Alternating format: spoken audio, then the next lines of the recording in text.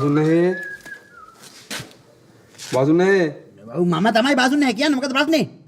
මේ පොඩි සද්දයක් ඇහෙනවනේ. සද්දයක්? ඔව් නිකන් මේ චුබ්බුක් ගාලා. පෑන් බෙල්ට් එක ගිහලා.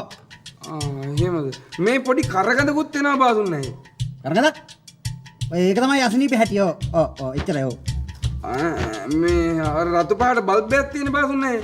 ඒකත් නිකන් ඉන්ඩිකේට් වෙනවා වගේ සරින් සැරේට.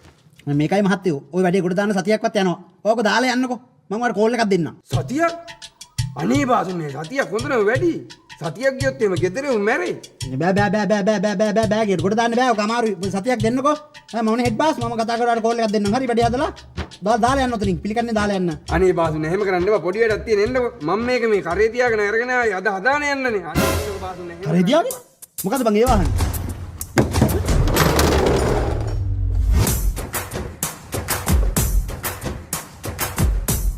හදලා දෙන්නකෝ බාසුන් නැහැ. ගෙදර ඉඳන් කරේ තියාගෙනම ගෙනාවේ. මේ බාසෝ අලුත් සිපයියක් තරම් වරෙන්ගො මෙතන වැඩක් පෙන්නන්න. ඉන්ඩිකේට් කරනවනේ ටීවී එක. දැන් නම් ඉන්ඩිකේට් කරන වැඩි වගේ.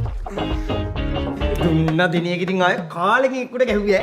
දුන්න සුපිරියටම දුන්න දින එක. අවේකෙක් ඉන්නවා වැඩි කල් යන්න කලින් ගුටි කන්න බලාගෙන. බලන්නකො බාසුන් නැහැ. මේ වාහන හදන තැන් වලට එහෙම ටීවී අරන් එනවද හදන්නේ? එන්න ගොන් ජෝක් එකන්නේ. ඔය දැන් මේ ජෝක් එක ගොන් වුණාට කමක් නැහැ. දැන් මට එන්න කියද්දි වරෙන්කෝ කියලා කිව්වද? වරෙන්තු. කාටද? අරුට. අනේක. වරෙන්තු කියලා කිව්වේ නේ. වරෙන්තු. වරෙන්කෝ නෙමෙයි නේ. නෑ. හොඳට මතකයිනේ මට. කවුද එකෙක් ඉන්නවා කිය ගුටි කන්නේ? බොරු. වහ අරුටද? හරි. මට මන් නෙවෙයිනේ. වෙලෑ පිසුද?